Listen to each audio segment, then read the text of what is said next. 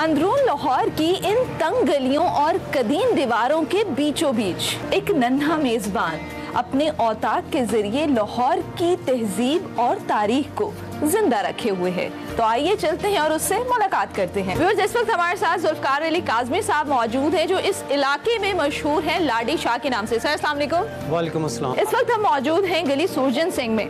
आज मैं आपसे पूछना चाहती हूँ कि इस गली की क्या तारीख है? इस गली का असल नाम है गली चरख गरा। अच्छा।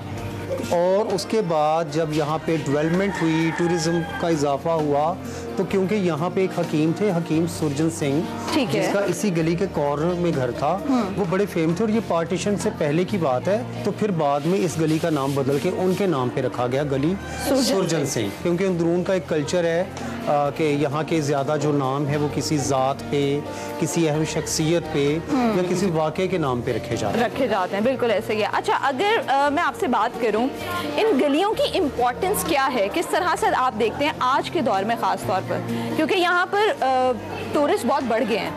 देखिए, टूरिस्ट बढ़ना तो एक अच्छी बात है। अगर आप उस पॉइंट ऑफ व्यू से इम्पोर्टेंट कहेंगे तो ठीक है, टूरिज्म बढ़ेगा, मतलब गाइड को काम मिलेगा, यहाँ और लोगों को रोज़गार मिलेगा। मगर अगर आप वैसे इसकी इम्पोर्टेंस कहें तो वो ज़्यादा है, मैं टूरिज्म से भी बढ़ के। ठीक है। तो ये है कि अगर आप फॉर एग्जांपल है कोई खुली जगह पे आप रहते हैं, जैसे डिफेंस रह रही है, तो आपको तो अपने हमसाओं का भी नहीं पता होता कि कौन है, कहाँ से आया है, क्या काम करता है। तो मगर अंदरून में ये एक अहम चीज़ है कि यहाँ पे जो लोग हैं वो एक दूसरे से जुड़े हुए हैं, अटैच हैं। बिल्कुल ऐसा ही है। तो वो जिसे कहते हैं ना, पंजाबी में एक मिसाल है कि हमसाया माँ पे जाया। हाँ। तो ये बिल्कुल मिसाल ठीक है, क्योंकि ये अंदरून का एक ख़ास कल्चर है कि चाहे आपका लड़ाई झगड़ा तक क्यों ना चल रहा हो, खाने एक्सचेंज होते हैं, बातें एक्सचेंज होती हैं, आपकी महफिलें एक्सचेंज होती हैं, आप एक दूसरे को टाइम देते हैं। यहाँ पर और मुख्तलिफ बैठकें भी हैं, तो मुझे बताएं ये जो बैठक कल्चर का जो दोबारा से एक रिवाइवल हुआ है उसके बारे में कहेंगे। देखिए, जो असल चीज़ है, बैठक कल्चर हुआ असल में अंदरून लाहौर में छोटे घर होते हैं। तो जब लोगों के घरों में मेहमान आते हैं तो मेल और फीमेल पर्सन्स आते हैं। कुछ मेल पर्सन्स ऐसे होते हैं जिनको हम घरों में बिठा सकते हैं, मगर कुछ ऐसे होते हैं जिन्हें हम घर के अंदर नहीं बिठा सकते। तो उनके लिए हर मोहल्ले में एक बैठक होती थी।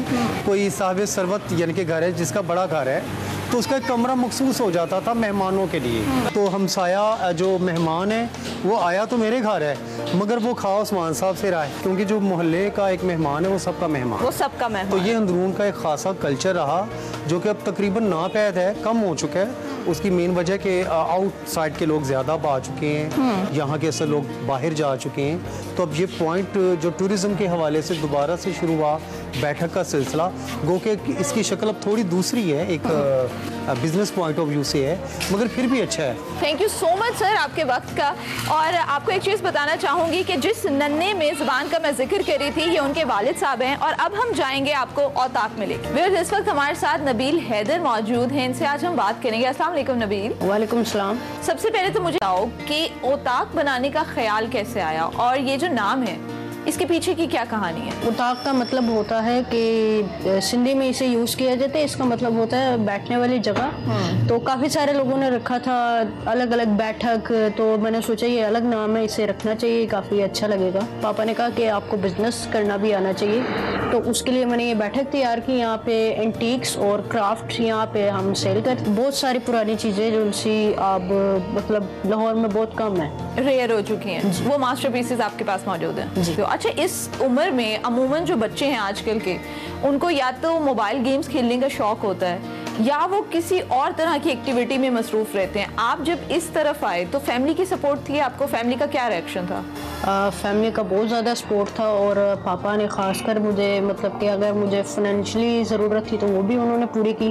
और अगर किसी चीज़ की थी तो वो भी उन्होंने की पूरी। अच्छा, यहाँ पे जितनी भी कलेक्शन इस वक्त मौजूद है, ये कलेक्शन आप लोगों ने कहाँ से जमा की है?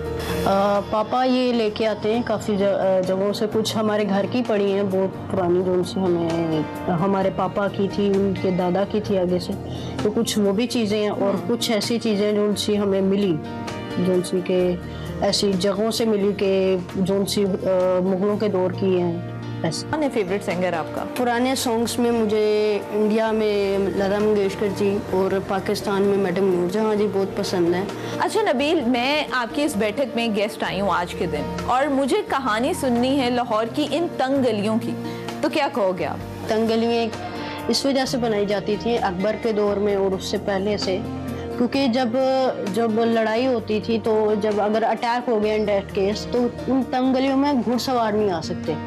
अगर एक इंसान भी आएगा तो वो एक एक करके आएगा, ज़्यादा लोग नहीं एक अमाउंट में आ सकते।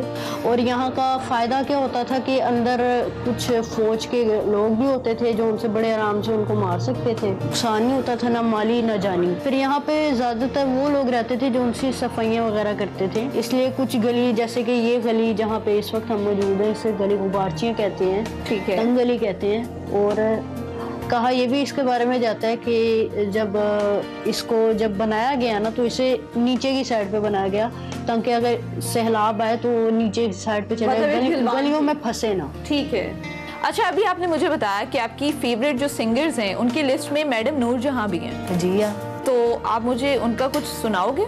जी ठीक है, मैं आपको एक उनका सॉन्ग सुनाता हूँ, चुन लिया। ठीक, चुन लिया मैंने तुम्हें सारा जहां, रहने दिया प्यार ना करना, ये दिल कहता रहा, कहने दिया, चुन लिया मैंने तुम्हें, दूर रहे कर पास हो तुम, इस करम का शुक्रिया